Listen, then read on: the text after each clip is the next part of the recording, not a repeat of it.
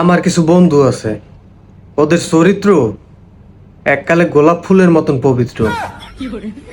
এমন ছেঁচড়া ছেঁচড়া, ওরা বিবাহিত মাইয়ে পর্যন্ত ছাড়ে না।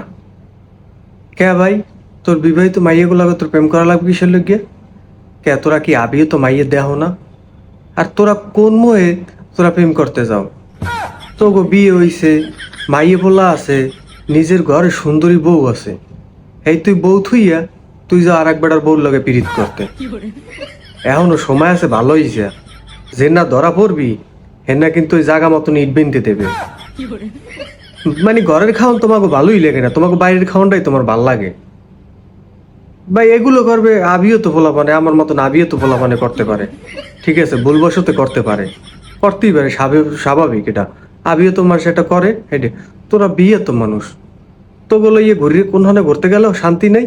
যেমে ঘুরতে যাবো হেমে তুই এই জায়গা থুইয়ে তুই দেখবি যে কমে মাইয়ে আছে, মাইয়ে দেখ ভালো কথা, তুই এটা মাইয়ে দেখ, ঠিক আছে, তুই দেহ দুই তিনটে বাচ্চার মা, তুই দেহ মনে করো হবাই বিয়ে হইছে হেইয়া, কে আবিয়েতে কি আবিয়েতে মাইয়ে কি নাই দেশে? তুই হেইয়ে দেখ, এত যে সিঙ্গেল আবিয়েতে মাইয়ে যে ঘুরতে আছে রাস্তাঘাটে, তুই থুইয়া হেইয়া তুই বিয়ে তো মাইয়ে দিকে তুই চাও। এটা এটা এই এই এইসব বাদ দে, এইসব বাদ দিয়ে ভালোই যা। আর চাবি বাকা কোন মোহে তুই এগুলো চাও? এ বেটা তোর ঘরে কত সুন্দর একটা বউ, আরে নাইকে পূর্ণিমা ফেল, তুই হেইয়ে তুই তুই তুই যা আর এক জায়গা বেটা। বুঝবা না যে না কয় কি, সোরের একদিন আর গৃহস্থ সোরের 10 দিন, গৃহস্থের একদিন। যে না জায়গা মতন ইট বেঁধে দেবে হেন্নে বুঝবা।